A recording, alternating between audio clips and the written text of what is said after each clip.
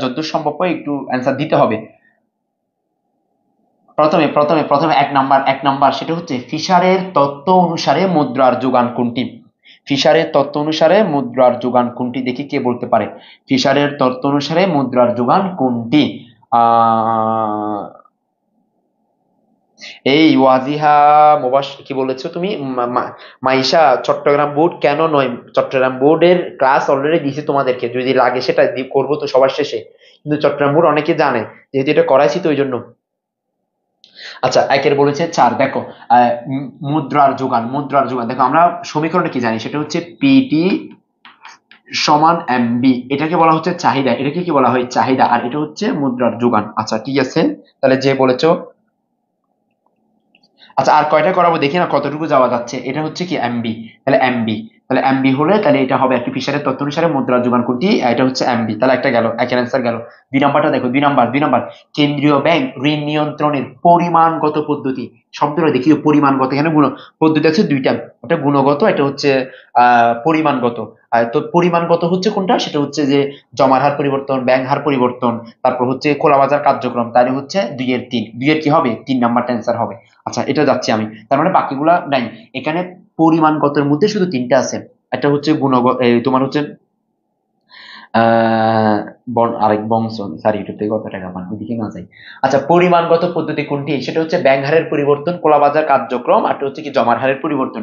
তার মানে এই 3টার মধ্যে একটাই হচ্ছে কি পরিমাণগত, তাই এখানে দেওয়া আছে এটা, তাহলে এটা নিয়ে নিলাম। চিত্র অনুযায়ী 3, 4, 5 নং প্রশ্ন উত্তর দাও। চিত্রটা এখানে পড়ে গেছে বলে 3, 4, 5। আচ্ছা, 3 নাম্বার আমরা একটু প্রশ্নটা দেখি তাই। প্রশ্নটা একটু দেখো, আগে প্রশ্নটা পড়ো, 3 নাম্বার প্রশ্নটা একটু পড়ে আসি। 3 নাম্বার প্রশ্ন কি বলছে দেখো, ফার্মের ভারসাম্য বিন্দু কোনটি? টি বিন্দু মানে ফার্মের ভারসাম্য বিন্দু কোনটি? দেখো মানে 3 নাম্বার প্রশ্ন বলছে কি, যে ফার্মের ভারসাম্য বিন্দু কোনটি, এখন তুমি বলো ফার্মের ভারসাম্য বিন্দু কোনটি হবে, এখানে ফার্মের ভারসাম্য বিন্দু কোনটা বলো। আমরা জানি যেখানে চাহিদা সমান কি হয়, যোগান হয়, সেটাই হচ্ছে ফার্মের ভারসাম্য বিন্দু। তাহলে এখন তুমি বলো যে ফার্মের ভারসাম্য বিন্দু কোনটি, বলো ফার্মের ভারসাম্য বিন্দু কোনটি। আহ আচ্ছা স্যার, নোয়াখালী বুট ধরতেন, নোয়াখালী বুট, আচ্ছা ধরবো আর কি, সমস্যা নাই। এরপরে 3-এর অ্যান্সার বলেছে, একজন বলেছে 2। স্যার, আপনার এই তেজু, 4 নাম্বারটা বি হবে, আপনার মিস্টেক, এটা কার মিস্টেক, এটা কি এতক্ষণ কেমনে বলে এই কথাটা? আচ্ছা, 3-এর অ্যান্সার বলেছে, 3-এর অ্যান্সার কি বলেছে, 3-এর অ্যান্সার বলেছে 2। 2 মানে হচ্ছে এফ বিন্দু, দেখো না, যেখানে এমসি এবং এম আর সমান হবে, এই দেখো না, এটা হচ্ছে এম আর, এই বিন্দু, এই বিন্দু হচ্ছে এম আর এর বিন্দু, আর এটা তো হচ্ছে এমসি সমান হয়েছে, তাহলে এটা হচ্ছে ভারসাম্য বিন্দু। এখন ভারসাম্য এখানে আসলে বিন্দু তো দেওয়া নাই, এখানে তো ভারসাম্য বিন্দু আলাদা পড়ছে, এটা একটু ঠিক করে দিচ্ছি আমি, এটা মনে করো জি। তোমরা জি কেমনে বুঝছো, এটা যে জি বিন্দু হবে, যেটা আন্দাজ যে মারা দিছো মনে হয় না, এটা এটা কেমনে বুঝছো তোমরা যে এটা জি বিন্দু হবে? আচ্ছা, এটা জি, তাহলে এটা মনে করো দেওয়া আছে টি, আর এটা হচ্ছে এইচ বিন্দু দেওয়া আছে আর কি, তার মানে জি বিন্দুই হবে। আচ্ছা, জি বিন্দু হবে, এটা ঠিক আছে, তাহলে সবার যারা জি বিন্দু বলেছো সবার অ্যান্সার সঠিক। সবার অ্যান্সার সঠিক, বাকিরা কি বলে দেখি। চিত্রটি এ আর রেখার ডাল, এম আর রেখার ডাল, এম আর রেখার ডাল, এ আর রেখার ডাল একচেটিয়া বাজারের ভারসাম্য দেখানো হয়েছে। হ্যাঁ, এটা কিন্তু একচেটিয়া বাজার, যে বাজারে এ আর এবং এম আর ভূমি মানে বাম থেকে ডানে নির্মগামী হয়, যে বাজারে যে বাজারে হচ্ছে এ আর এবং এম আর বাম থেকে ডানে কি হবে, নির্মগামী হবে, সেটা হচ্ছে একচেটিয়া বাজার। যে বাজারে বাম থেকে ডানে কি হবে, নির্মগামী হবে, সেটা হচ্ছে একচেটিয়া বাজার। আর একচেটিয়া বাজারের মধ্যে তোমার হচ্ছে নির্মগামী হবে, একটা হলো অ্যান্সার, তার মানে 3 নাম্বার। এখন ডাল কার বেশি, এ আর রেখার ডাল বেশি, এম আর রেখার ডাল, এম আর রেখার ডাল বেশি, এ আর রেখার ডাল, দেখি এটার অ্যান্সার কে দিতে পারে। স্যারের অ্যান্সার, আমি কিন্তু অপেক্ষায় আছি, তোমরা কিন্তু হা করে আমার দিকে তাকায় আছো, কোনো রিপ্লাই নাই, কোনো কিছু নাই, বললো না অ্যান্সার কি হবে। না আসলে দেলোয়ার স্যারের দোষ, না পারলেও দেলোয়ার স্যারের দোষ না, না আসবে আসবে, বলো না বলো না, দ্রুত দ্রুত দ্রুত। 4-এর 4 না, 4-এর 4 নিয়ে একটু ঝামেলা আছে, অন্তের যে মারে দিয়ে লাভ নাই, দয়া করে মেহেরবানি করে সঠিক অ্যান্সার বলেন। 4-এর 4 বললে হবে না, আপনাকে দেখে শুনে বলতে হবে। সাইমুন নাহার বলেছে 4-এর 2, আচ্ছা 1 এবং 3, এ আর রেখার ডাল, এম আর রেখার ডাল, এ আর রেখার ডাল বেশি আমার রেখার ডালের তুলনায়। আচ্ছা, 4-এর 2, আচ্ছা বাকিরা কি বলে, 4-এর 3, কোনটার ডাল বেশি এটা বুঝতেছো না কেন? 2, আচ্ছা এম আর রেখার ডাল বেশি। রুবিনা, ঠিক আছে, সবার অ্যান্সার সঠিক, তাহলে বাকিরা ভিন্ন মত দিতে পারবা না তো, ভিন্ন মত দেওয়ার সুযোগ নাই। এম আর রেখার ডাল, এ আর রেখার ডাল, এ আর রেখার ডাল, এম আর রেখার ডাল। কোনটা কোনটা কোনটা কোনটা একচেটিয়া বাজার তো ঠিক আছে, এই দেখো আর কোনো রিপ্লাই নাই। এতক্ষণ চিল্লাচ্ছে আমার সাথে, স্যার দ্রুত করেন, এখন কোনো রিপ্লাই পাচ্ছি না। দুই, আচ্ছা বুঝাই দেন। স্বর্ণা বড়ুয়া, হ্যাঁ বুঝাই দিব, সমস্যা নাই, ভয় পেও না, আমি আছি তো। দেখো আচ্ছা আমি একটু বলি, দেখো আমি একটু বলি যে ছাত্রদের স্যার একটু বুঝাই দেন। দেখো একটা তো এটা একচেটিয়া বাজার, এটা নিয়ে কোনো কথা নাই, এখন কার ডাল বেশি। দেখো দুইটাই নির্মগামী, এটাও নির্মগামী এটাও নির্মগামী, দুইটা নির্মগামী। দেখো এইটাও নির্মগামী এটাও নির্মগামী, কিন্তু কোনটা উপরে আছে কোনটার ভিতরে আছে, দেখো কোনটা ভিতরে কোনটা উপরে। এ আর উপরে আছে তার মানে এ আর এর ডাল বেশি, আর এম আর নিচে আছে সেজন্য এম আর এর ডাল কি কম। তার মানে হচ্ছে অ্যান্সার হচ্ছে কি, এখানে কি দেওয়া আছে দেখো, এখানে কি দেওয়া আছে একটু খেয়াল করো। এখানে দেওয়া আছে হচ্ছে কি, এ আর এর ঢাল বেশি এম আর এর ঢালের তুলনায়, তার মানে 1 এবং 3, 1 এবং 3, চারের অ্যান্সার হচ্ছে 1 এবং 3। আচ্ছা এরপরে চলে যাওয়া হচ্ছে 5 নাম্বারে। 5 নাম্বার এমসিকিউটা দেখো, অতিরিক্ত 1 একক দ্রব্য বিক্রি করে যে অতিরিক্ত আয় হয় তাকে কি বলে? মোট আয়, গড় আয়, প্রান্তিক আয়, মুনাফা, তাকে কি বলে বলো? তাকে কি বলে? অতিরিক্ত 1 একক দ্রব্য বিক্রি করে যে আয় হয় তাকে বলা হয় মোট আয়, প্রান্তিক আয়, গড় আয়, মুনাফা। কি হবে কি হবে কি হবে বলতে হবে সবাইকে দ্রুততার সাথে। আচ্ছা বলেছে হচ্ছে 5-এর হচ্ছে প্রান্তিক আয়, তার মানে এই যে এখনো সেন্স ঠিক আছে অনেকের, ঠিক আছে ধন্যবাদ। 5-এর অ্যান্সার 3, আমরা নিয়ে নিছি অ্যান্সার। বাকিরা একটু সামনে আগাই আমরা। দেখো এরপরে চলে আসো 6 নাম্বারে। কোন বাজারে প্রান্তিক আয় রেখা ভূমি অক্ষের সমান্তরাল হয়? আমরা জানি যেই বাজারে পূর্ণ প্রযোজিতমূলক বাজার, সেই বাজারে প্রান্তিক আয় রেখা ভূমি অক্ষের সমান্তরাল হয়। তার মানে হচ্ছে অ্যান্সার হচ্ছে 6-এর অ্যান্সার 4 হবে। 6-এর অ্যান্সার কত হবে? 4 হবে। এরপরে ফার্মের ভারসাম্যের প্রয়োজনীয় শর্ত, দেখো শর্ত আছে দুইটা, এটা হচ্ছে প্রয়োজনীয় শর্ত, এটা হচ্ছে পর্যাপ্ত শর্ত। প্রয়োজনীয় শর্ত কি? যখন দেখবা এম আর সমান এমসি হবে তখন হচ্ছে কি, তোমার হচ্ছে এম আর সমান এমসি হবে, সেটা হচ্ছে প্রয়োজনীয়তা। তার মানে 7-এর অ্যান্সার হচ্ছে 3, 7-এর অ্যান্সার কত হবে? 3, এই যে 7-এর অ্যান্সার হচ্ছে 3। 8 নাম্বার সি সমান এ প্লাস বি একটি স্বল্পকালীন বুক অপেক্ষক। এখানে স্বয়ংভূত বুক কি? দেখো এই যে এ আছে না, এ কে বলা হচ্ছে স্বয়ংভূত বুক, আর বি ওয়াই কে বলা হয় পরচিত বুক। তার মানে 8-এর অ্যান্সার হচ্ছে 1। আশা করি তোমরা বুঝতে পেরেছো, থ্যাংক ইউ। এই যে তোমরা এখন দ্রুততার সাথে আমাকে কিন্তু রিপ্লাই দিচ্ছ, ধন্যবাদ। এরকম হতে হবে, চুপ করে বসে থাকি লাভ নাই। চুপ করে বসে থাকলে যেটা যে উত্তর দিচ্ছে সে কিন্তু চেষ্টা করছে। আচ্ছা 9 এবং 10 নং প্রশ্নের উত্তর দিই। 9 এবং 10, দেখো 9 নাম্বারটা, চতুর্থ একক শ্রমের প্রান্তিক উৎপাদন কত? চতুর্থ এককের প্রান্তিক কত? আমরা জানি এক এক করে যখন বৃদ্ধি পায় তখন প্রথমে যা আছে তাই প্রান্তিক, এর পরেরটা বিয়োগ আগেরটা, তাহলে কত হয়? 27 থেকে 22 চলে গেলে 5, 30 থেকে গেলে 3, এই 2 থেকে গেলে 2, তার মানে অ্যান্সার হচ্ছে 2। তাহলে 9-এর অ্যান্সার হচ্ছে 2।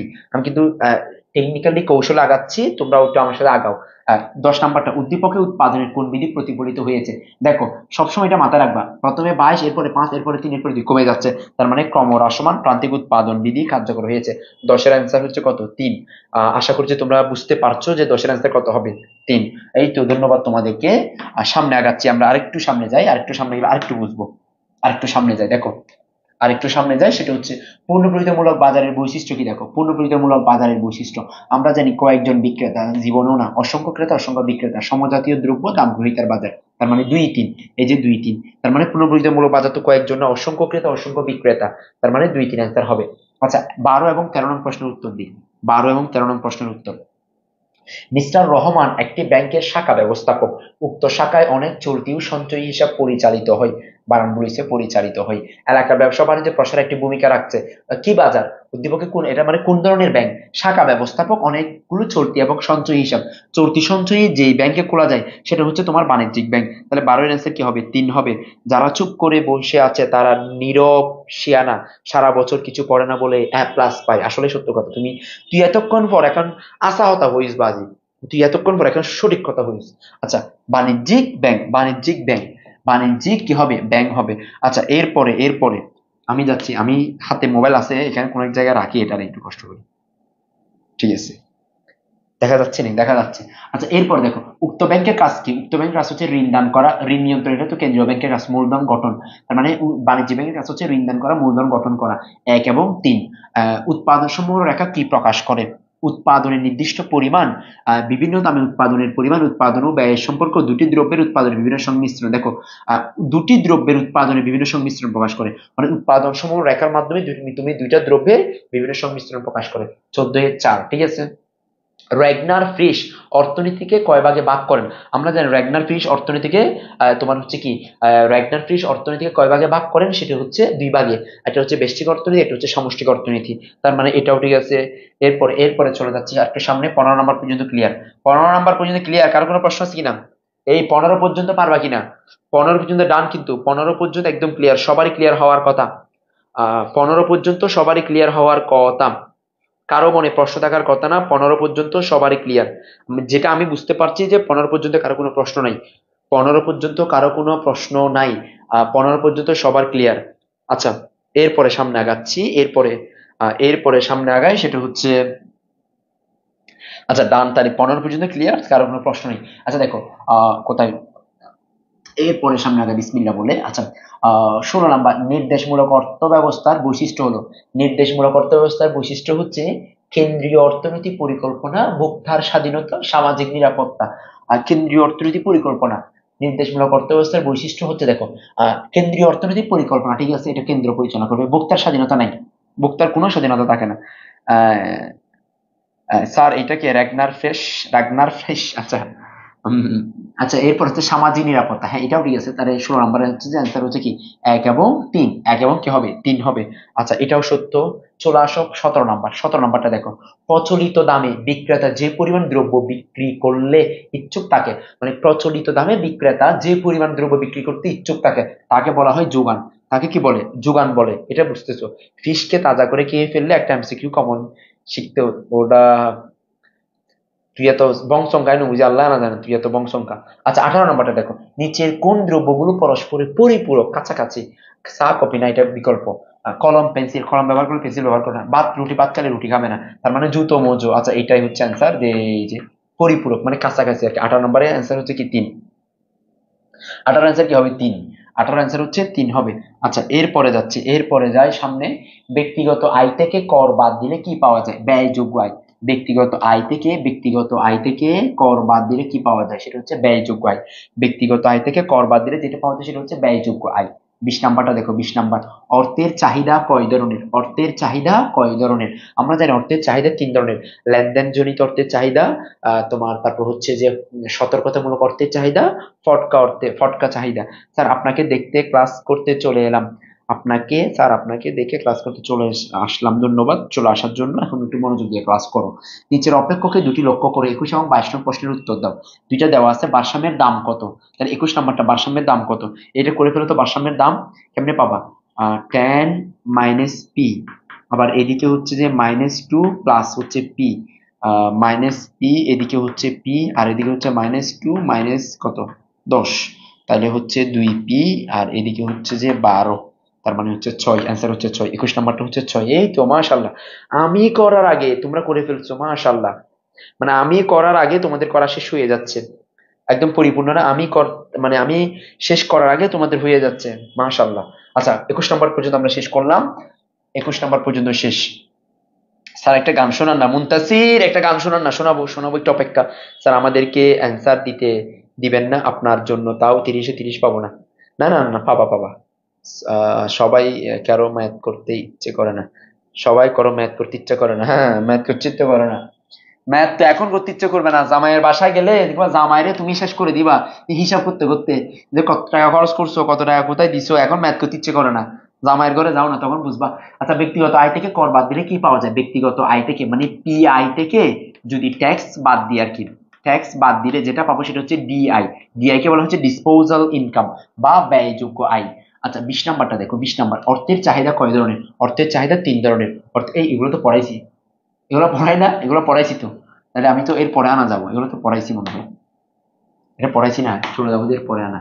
আচ্ছা 22 নাম্বার, 22 নাম্বার এমসিকিউ দেখো, দ্রব্যটি বিনামূল্যে পাওয়া গেলে চাহিদার পরিমাণ কত হবে? দ্রব্যটি যদি বিনামূল্যে পাওয়া যায়, বিনামূল্যে যদি পাই, দেখো এই যে চাহিদার সমীকরণ কোথায়, এই যে এটা যদি কিউডি সমান ট্যান পি, এটা 0 হলে এটার দাম তখন 10 হবে আর কি, তাহলে বিনামূল্য হলে 10 হবে।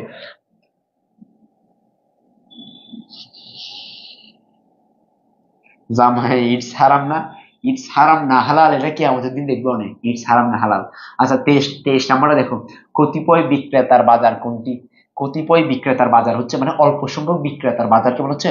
দেখো এখানে সবগুলো বাজারের মধ্যে একটু খেয়াল করো, অলিগোপলি, পুনঃপ্রতিযোগিতা, মনোপসনি, দ্বিপাক্ষিক। তাহলে পলি শব্দের অর্থ হচ্ছে বিক্রেতা, তাহলে কতিপয়, কতিপয় মানে মুষ্টিমেয় আর কি, তাহলে এটা হচ্ছে 23-এর 1, মানে মুষ্টিমেয় বিক্রেতার বাজার। স্যার এখনো ক্লাস নিচ্ছেন? নিচ্ছে। ও মারবা, তুমি কি ভাবছো তাইলে? আচ্ছা, এরপর হচ্ছে কত নাম্বার? 24 নাম্বারটা বলো। 24 নাম্বার, কোন দেশে কর্মরত বিদেশিদের আয় কোনটিতে অন্তর্ভুক্ত হয়? সেটা হচ্ছে জিডিপিতে। কোন দেশে কর্মরত বিদেশিদের আয় অন্তর্ভুক্ত হয়, জিডিপিতে অন্তর্ভুক্ত হয়। 24-এর কত হবে? 24-এর 2 হবে। 24-এর অ্যান্সার কত হবে? 2 হবে। আচ্ছা, আমি তোমাদের কমেন্টও দেখতেছি, তোমাদের কমেন্টও নিচ্ছি ইনশাল্লাহ। এখন দেখি 25 নাম্বারটা দেখো। 25 নাম্বার দেখো, চাহিদা রেখা স্থানান্তরের কারণ হলো, মানে চাহিদা রেখা স্থানান্তর হয়, এটার কারণ কি? চাহিদা রেখা স্থানান্তরের কারণ হলো রুচির পরিবর্তন হলে, আয়ের পরিবর্তন হলে, আয় হ্রাস পেলে না আয় বৃদ্ধি পেলে, এটা হবে না। তাহলে অ্যান্সার হচ্ছে 1, 2। দেখো, তোমার সাথে যদি আমার কোনো দ্বিমত হয় তাহলে আমাকে বলতে পারো। মাইশা ঘুম আসতেছে না? ঘুম আসলে সমস্যা নাই, তুমি বলো, তোমার কাছে চা পাঠাচ্ছি আমি। তুমি চা খাওয়ানো, কফি খাওয়া, বলো। তুমি ঘুমাইও না, একটু মনোযোগ দাও। আমি পারতেছি না, মানে আমি যে আর জোর গলায় কথা বলবো ভিতর থেকে আসতেছে না আমার। ওই জন্য, নাইলে তোমার কি মনে হয় আমার ক্লাসে স্টুডেন্টকে আমি আহ মন ভরে, তোমার কি মনে হয় যে ঘুমাইতে দিব? আচ্ছা, 25-এর 1, এরপর হচ্ছে ইয়াসিন বলেছে 1। হ্যাঁ, ঠিক আছে, তোমাদের মোটামুটি সবারই ঠিক হচ্ছে। দ্রব্য বিনামূল্যে তো চাহিদার পরিমাণ বেশি হওয়ার উচিত। মাংনা জিনিস পাইলে তো চাহিদা বেড়ে যেত। হ্যাঁ, চাহিদা বাড়বে, সবকিছু মাংনা পাইলে তো আর বাড়বে না।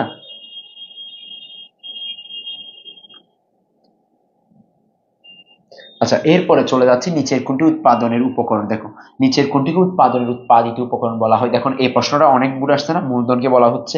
অনেক বুড়ি কিন্তু আসে। স্যার 25-এর 4 হবে না? 25-এর কই? না, না, না, না, না, না।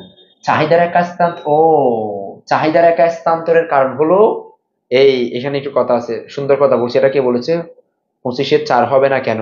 ইব্রাহিম বলেছে, থ্যাংক ইউ ইব্রাহিম, ধন্যবাদ। আর দিসান বলেছে, মোহাম্মদ দিসান, হ্যাঁ, হ্যাঁ।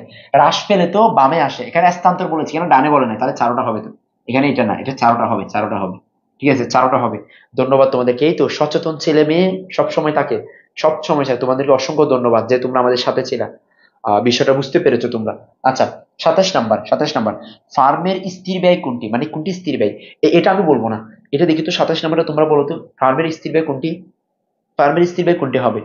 বাড়ি ভাড়া, অস্থায়ী শ্রমিকের মজুরি, পরিবহন ব্যয়, কাঁচামাল ক্রয়, বা কোনটি হবে?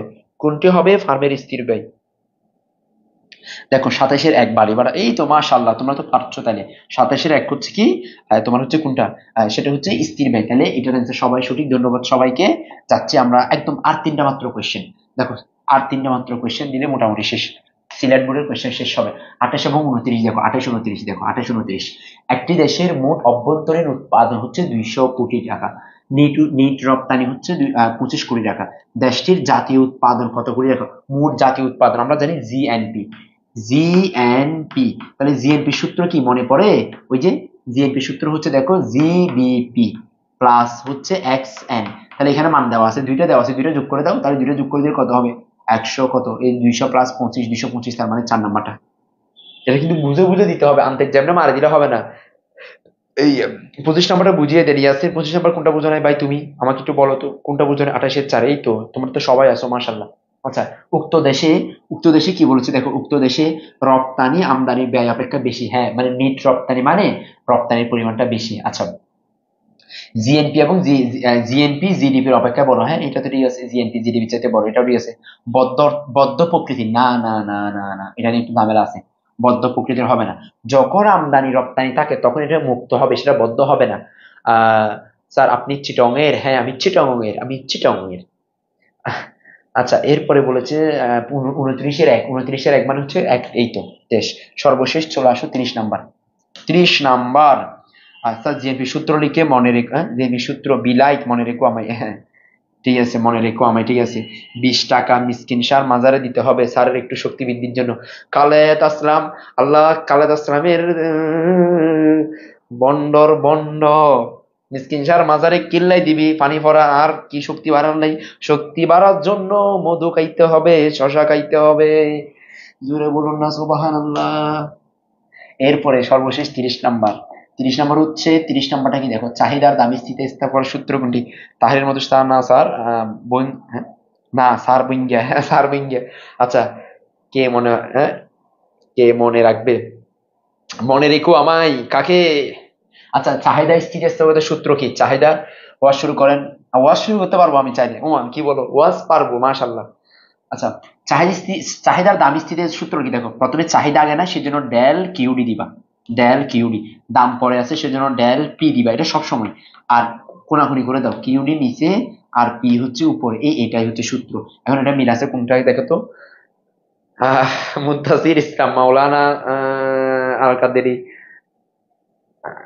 তোরা বাজি বন্ড বিহন একসাথে হইছে, মাশাআল্লাহ।